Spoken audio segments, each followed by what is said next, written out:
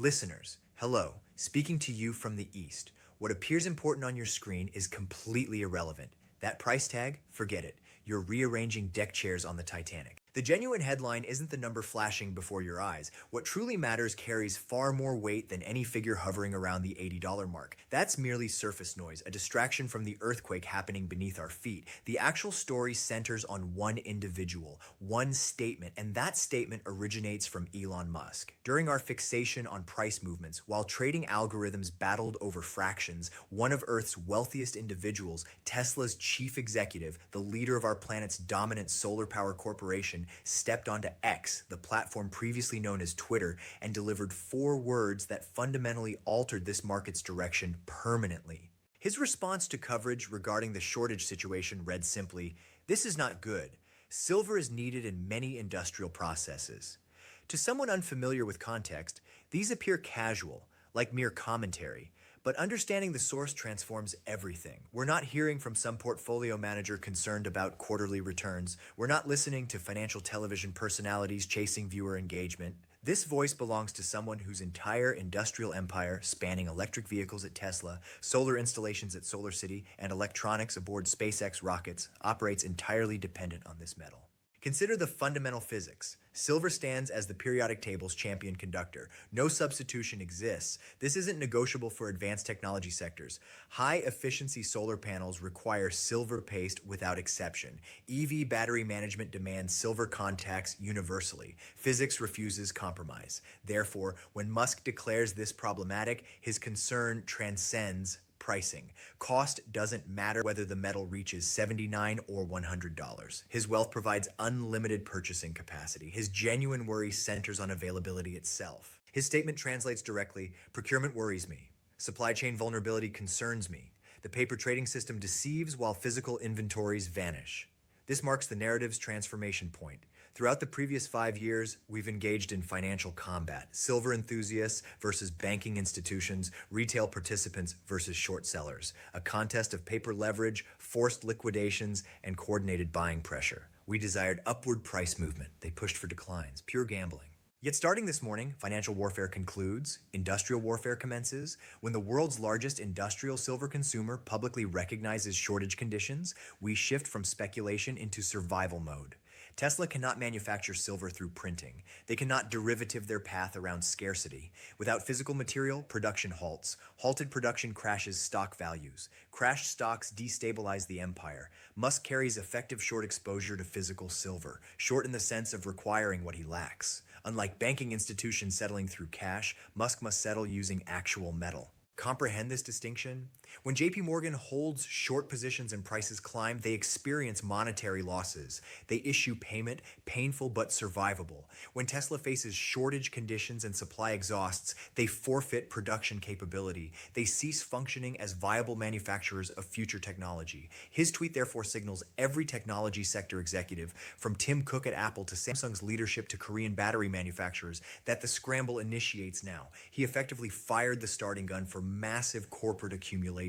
Previously, these corporations operated under just-in-time inventory philosophy. They maintained several weeks' worth of material because they trusted the established system. They trusted London storage facilities. They believed metal procurement remained perpetually accessible through simple dealer contact. Musk's communication destroys that confidence. He examines identical data streams we monitor, the inventory cliff edge, the deficit situation, the China developments. His realization, just-in-time transforms into not-in-time. Consequences? Samsung reads his statement. They panic. They contact their refinery demanding, "Double our 2026 order. Actually triple it and vault it ourselves, not through you." Apple observes the same message. They panic. They secure strategic reserves. This initiates inventory hoarding cycles, precisely what occurred with toilet paper during 2020, except involving strategic material powering global economic function. Everyone attempts simultaneous purchasing, not for speculation, but ensuring operational continuity. When industrial giants begin hoarding, pricing creates vacuum effects. They don't bid incrementally, they sweep entire order books. Everything at 79, everything at 85, everything at 90. This explains today's 79.57 peak. Markets front-run inevitable corporate panic. Algorithms recognize that Musk doesn't comment on commodities without material problems existing.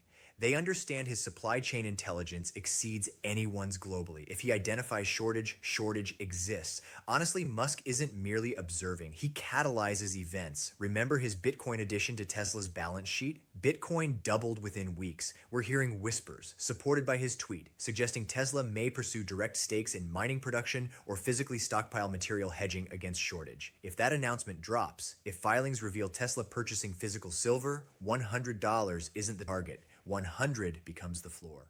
Therefore, the 79.57 all-time high isn't bubble territory. Markets awaken, recognizing pricing has remained too depressed for incentivizing new supply across decades. Current users now pay consequences. Silver endured treatment as paper plaything for 40 years. Today reclaims status as critical strategic asset. Pricing rises because actual users realize sellers, the paper markets, have lied about availability.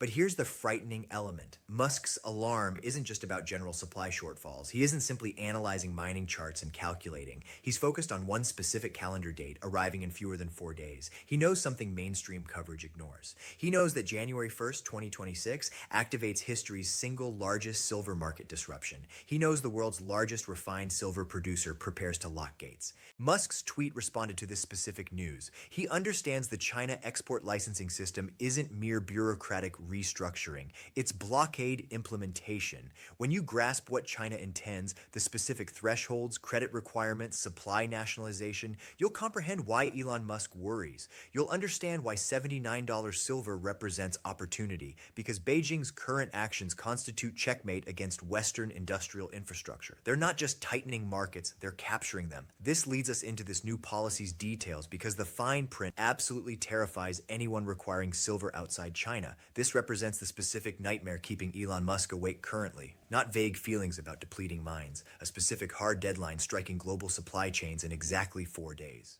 January 1st, 2026 marks when game rules change permanently. China, the world's dominant refiner and processor, officially implements new export licensing for silver. Normally, export license suggests boring paperwork, bureaucrats stamping forms. Don't be deceived. In Chinese Communist Party language, export license politely substitutes for blockade. We've analyzed this new regulation's fine print. It's designed accomplishing one thing: strangling global markets while hoarding domestic supply.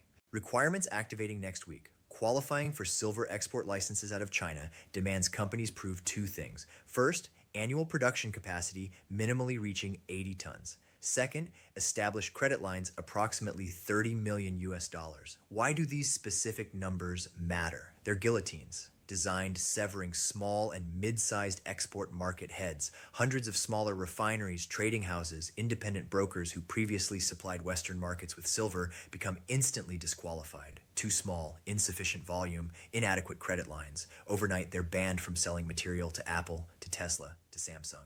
Where does their silver go? Cannot leave the country, therefore stays in China. Floods local Shanghai markets, goes directly to BYD, to KTL, to Chinese solar giants. This represents calculated resource nationalism. China effectively declares, we produce solar panels, we produce EV batteries, we need the silver. Why should we export our strategic advantage to the West? This exact playbook mirrors their rare earth metal strategy a decade ago. They tightened export quotas, crushed foreign competition, forced every major technology company relocating manufacturing to China for raw material access. Now repeating with silver. Timing isn't accidental. They're executing this right as global deficits hit critical mass, closing doors just as the building ignites. Elon Musk sees this. He knows China controls massive percentage of refined silver supply chain. Even when ore originates from Mexico or Peru, much flows through Chinese smelters and refiners. When that flow stops, global supply chain snaps. China controls roughly 60 to 70% of global refined silver processing capacity. When they restrict exports, global pricing becomes mythical. Two prices emerge: price inside China where metal exists, and price outside China where panic reigns. This explains why arbitrage we discuss is dead.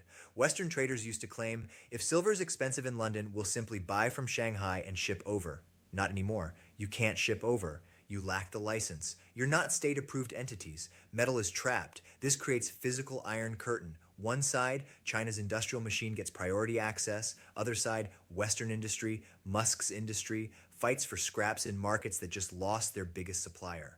This explains why the 79 price tag just begins. Markets attempt pricing a supply shock that hasn't officially started yet. January 1st is the start date. What happens in February when US electronics manufacturers attempt ordering their usual shipments from Chinese suppliers and receive force majeure notices? When they realize they can't acquire metal at any price because governments won't issue stamps, they'll turn to COMEX, they'll turn to London. But as we know, those vaults are already draining. Chinese export ban forces all Western demand into Western vaults, which accelerates the squeeze, concentrates panic into New York and London, transforms shortage into crisis. And you must ask yourself, why now? Why January 1st, 2026? Because China sees the numbers too. They observe the deficit. They see global demand hitting 1.24 billion ounces while supply stagnates at 1.01 billion. They see the 250 million ounce gap. They know that in deficit situations, whoever holds physical metal wins. They're securing their lifeboat before ship sinking. They're ensuring that regardless of price levels, their factories continue operating. This is what Elon Musk meant by "this is not good." He isn't worried about chart prices. He worries about Texas and Berlin factories stopping because they can't acquire necessary conductive paste. He's realizing the free market for silver disappeared, replaced by state-controlled market where access is privilege, not right.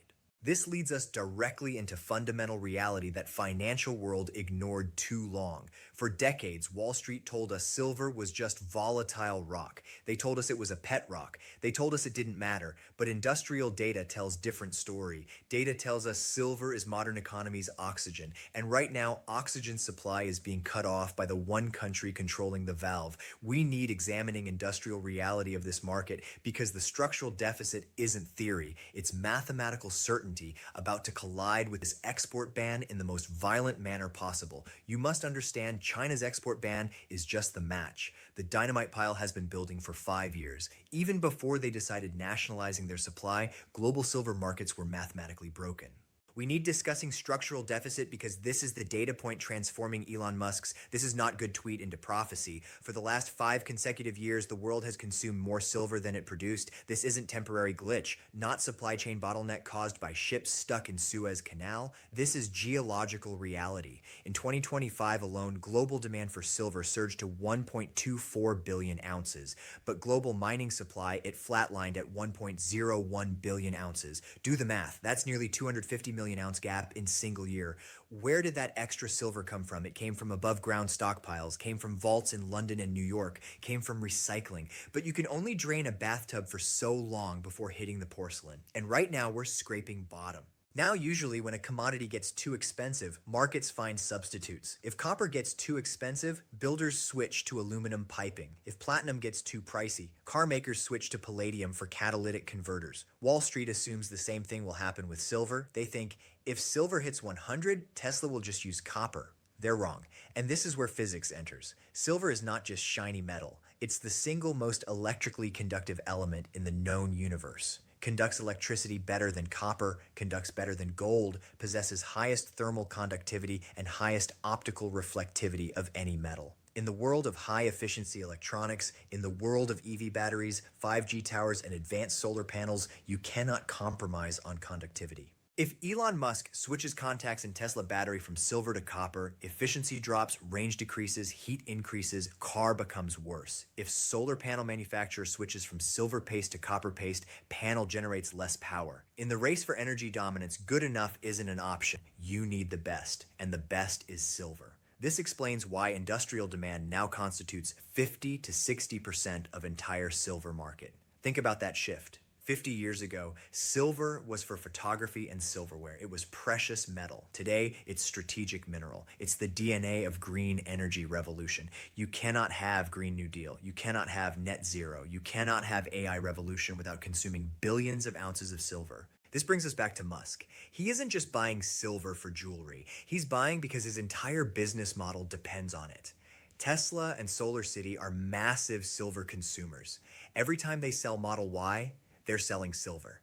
Every time they install solar roof, they're installing silver. Musk knows he's effectively world's largest naked short on physical silver. He's sold millions of cars and panels requiring silver in the future, but hasn't mined the metal yet. So when he sees China, the country refining vast majority of world silver, locking gates on January 1st, he realizes his supply chain is naked. He realizes the 250 million ounce deficit is about to become 400 million ounce deficit because Chinese supply is no longer available to the West. This transforms buyer psychology. For the last decade, industrial buyers were price sensitive. If silver went up, they bought less. Now they're price inelastic. If you need silver finishing a $50,000 electric car, you don't care if silver costs 25 or 100. Silver cost is tiny fraction of total vehicle cost, but without it, vehicle doesn't run. You'll pay any price acquiring metal. It's about chief procurement officers at Samsung, Apple, and Tesla screaming at suppliers to secure metal before competitors do.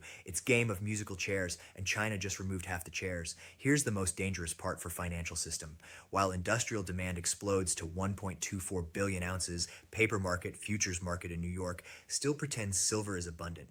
They're trading hundreds of times more paper than actually exist in vaults. They've built casino on top of mine that's running empty. We have specific number for this insanity. It's called paper to physical ratio. Right now, that ratio sits at 356 to 1. That means for every single ounce of real silver sitting in vault, there are 356 people holding paper claiming to own that ounce. What happens when Elon Musk and Samsung and Apple decide they don't want paper anymore? What happens when they demand physical metal because they need putting it into factory? The 356 claims collapse into one. 355 people get nothing. One person gets metal. This is death of paper scenario. And with China export bans starting in 4 days, we're about to see exactly what happens when paper promises collide with physical wall. In the next part, I'm going to break down this 356 to 1 ratio and explain why COMEX is effectively fractional reserve crime scene about to be exposed by industrial giants. Paper market is dying, physical market is taking over, and price is about to reflect reality. And if you think physical deficit is terrifying, you need looking at paper market because this is where crime scene is located. This is where greatest illusion in financial history is about to be shattered by brute force of industrial necessity. We have specific number defining this illusion. It's the paper to physical ratio. Right now, according to latest data from US Debt Clock and industry analysts, that ratio sits at approximately 356 to 1. I want you really visualizing what that number means. Imagine warehouse with single 1 ounce silver coin sitting on table in center of room. Now imagine line of 356 people standing outside that warehouse. Every single one of those people holds paper. That paper says, I own 1 ounce of silver stored in this warehouse. They all paid for it. They all believe they own it. Bank told them it was there.